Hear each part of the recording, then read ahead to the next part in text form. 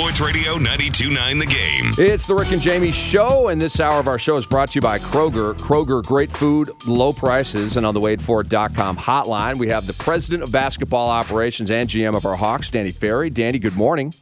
Good morning. What's happening, man?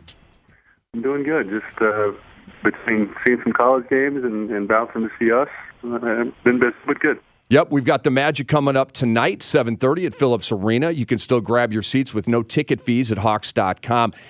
Danny, let's take we just had Pat Williams on, one of the legendary front office men in the history of pro sports, currently the SVP of the Orlando Magic.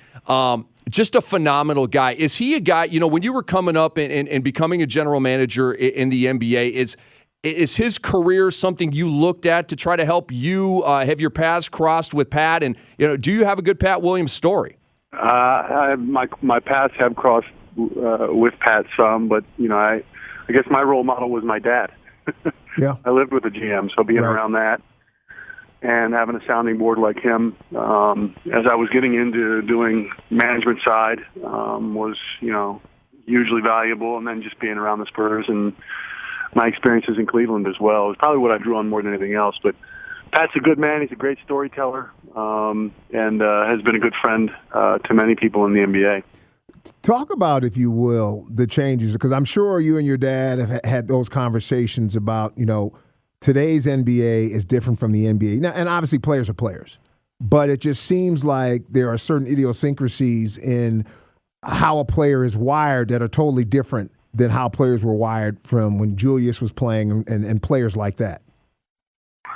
Well, they had off-the-court issues and things like that that were very much there back then, maybe even more, candidly. The difference is there's a lot more media now talking about it. Guys are very professional now. They were very professional back then. I don't think that has changed. You get some outliers that get written about and so on, but it has changed in a lot of ways just because of the number of the people that work around an organization. When I was growing up, it was, for the whole Washington Bullets group, it was, outside of the players, it was 20 people. Now it's 400.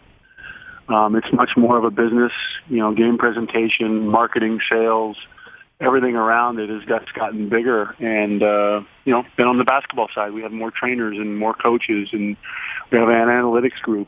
It's gotten a little more complicated, the whole thing. But at the end of the day, it's still about getting the ball to go through the basket and making shots and trying to make the other team not. So I rambled there on you a little bit, but no, that's not. You made me think. No, but there's a lot there because the thing that I think about is still now the demands are greater than ever.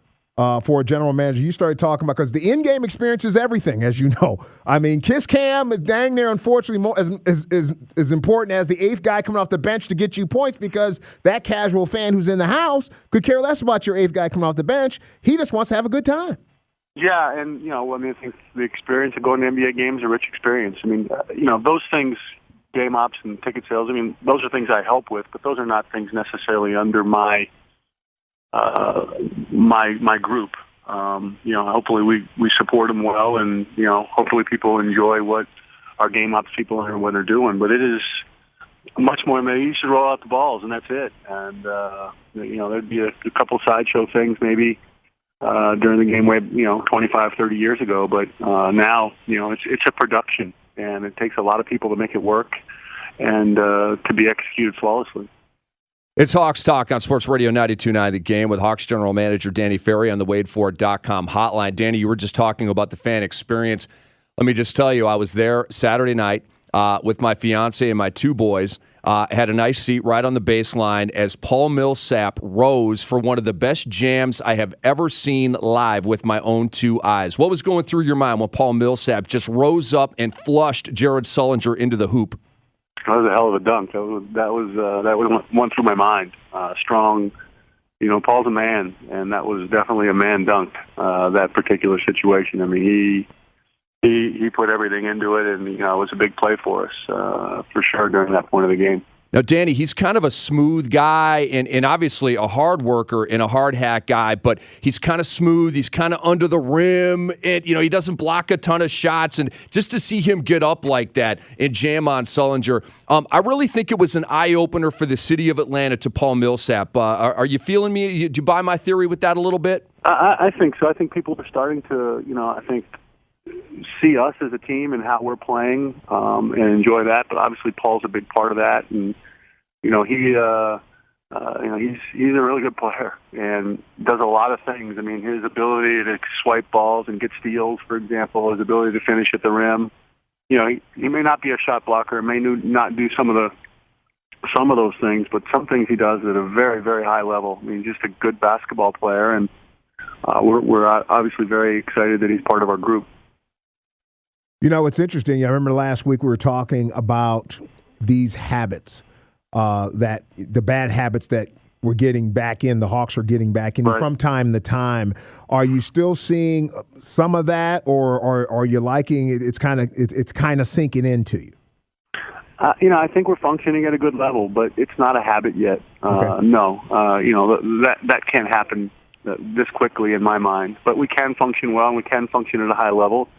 And it's going to be a little more work to think about throughout the whole thing. Our reads won't be as good and all those things until, we just have more time doing what we're doing. But, overall, I've been pleased with how we've played and how we've come together as a group. I think the group's worked hard. They've put the work in. But the habits aren't there yet. But you see good signs. You see some frustrating things, too. I mean, I think over the last 3 games, I don't think we've necessarily played great. Now, we've done good things, but we haven't played great throughout the game. And, I'm hopeful that as we get more comfortable, we get, have more consistency throughout 48 and continual pressure on the team on both ends of the court. Danny, we're proud of you and your team, man. 8-6, one of 3 teams in the Eastern Conference above the 500 mark at this point. Indiana's 13-1, Miami is 11-3, and then it's our Hawks at 8-6. That's pretty scary. That's only 3 teams, isn't it? I mean, it's remarkable. Some teams have just gotten off to a rough start, but have a long year ahead of us still. So I think we'll have to keep getting better. No question, and we'll be watching. Danny, thanks for joining us. We'll talk to you soon. Guys, thank you. Go ahead and ask him about Ashik. Ferry. Go ahead and ask him about on the Ashik. waitforit.com hotline. Danny, you were just saved by the bell right there. Sports Radio 92.9 The Game.